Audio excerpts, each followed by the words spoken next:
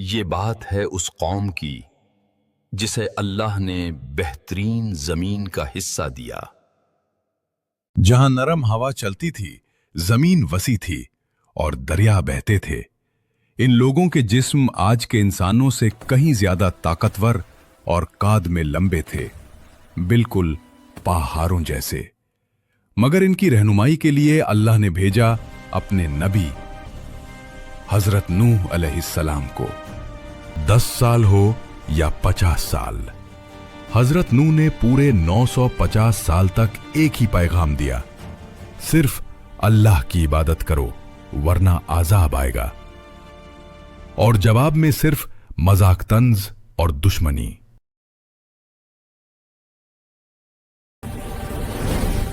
اے نوح، یہاں سے چلے جاؤ، ہم اللہ کو نہیں مانتے۔ لوگ اپنی انگلیاں کانوں میں ڈال لیتے تاکہ نوح علیہ السلام کی آواز نہ سنائی دے۔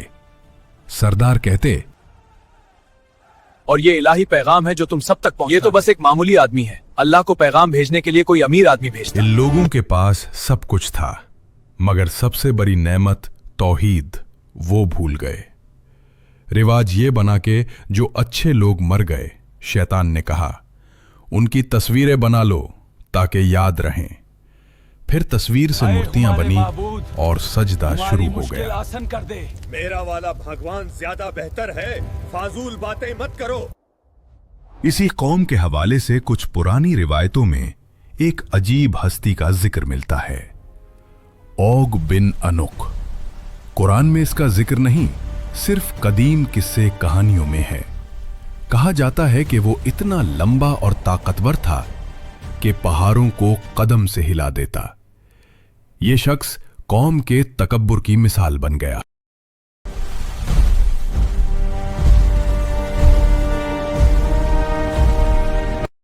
آخر وہ لمحہ آ گیا جب پوری کوشش کے بعد بھی یہ بات یقین بن چکی تھی کہ یہ قوم اب کبھی راہ پر نہیں آئے گی۔ تب حضرت نوح علیہ السلام نے وہ دعا کی جو آج بھی انسان کے دل کو ہلا دیتی ہے، آئے میرے رب، زمین پر کسی کافر کو زندہ مت چھوڑ، وہ تیرے بندوں کو گمراہ کریں گے اور ان کی اولاد بھی صرف فاجر اور کافر ہی ہوگی۔ پھر اللہ کا حکم آیا، اے نوح علیہ السلام، ہماری نگرانی میں کشتی بناؤ۔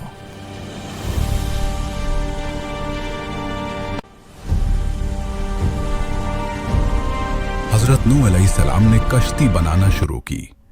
سردار گزارتے اور ہنستے ہوئے کہتے، ریگستان میں کشتی؟ پانی کہاں سے آئے گا؟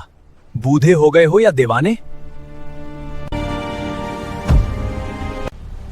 اوج بن ننوک نے اپنی طاقت سے حضرت نوح کی مدد کی اور کشتی بنانے میں ایک بڑا حصہ اٹھایا،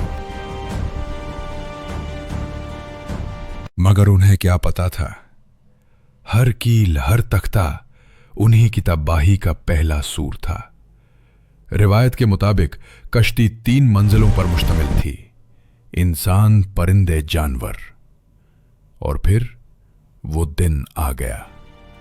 قرآن کہتا ہے، جب تندور ابلنے لگا، پرانا چولہا جہاں روٹی پکتی تھی وہاں سے اچانک پانی ابلنا شروع ہو گیا۔ آسمان نے دروازے کھول دیے، زمین نے چشمے پھاڑ دیے، اوپر سے بارش، نیچے سے سیلاب۔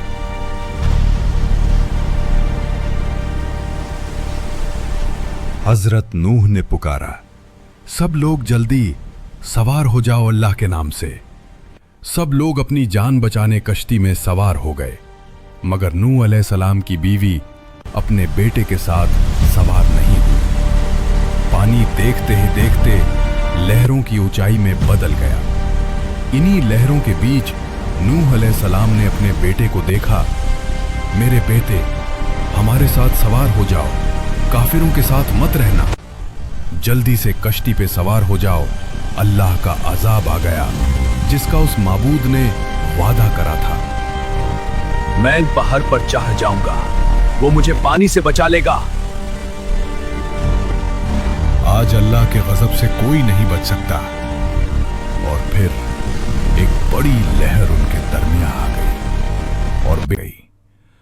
बेटा डूबने वालों में चला गया। सिर्फ तूफान गरज रहा था। दिन और रात एक हो गए थे। आखिर अल्लाह ने कहा, आए जमीन अपना पानी निगल ले, आए आसमां थम जा। पानी उतर गया और कश्ती जुदी नाम के पा हर पे रुक गई। हजरत नूह और वो चंद मोमिन लोग जमीन पर उतरे। यही वो लोग थे जिनसे दुनिया दोबारा शुरू हुई। कौम नूह सोचती थी, हम ताकतवर हैं, माल है, बच जाएंगे। मगर जब अल्लाह का हुक्म आया, ना माल काम आया, ना उनके झूठे मूर्तियों वाले खुदा, जबकि असली खुदा 1000 साल से अपने पैगाम हजरत नूह अलैहिस्सलाम के जरिए इन्हें तौहीद यानी यकता परस्ती की दावत दे रहा था। कमेंट में लिखो तुम्हें इस वाकये से क्या सबक मिला, और मजीद कससुल अंबिया के लिए चैनल को सब्सक्राइब करना मत भूलना।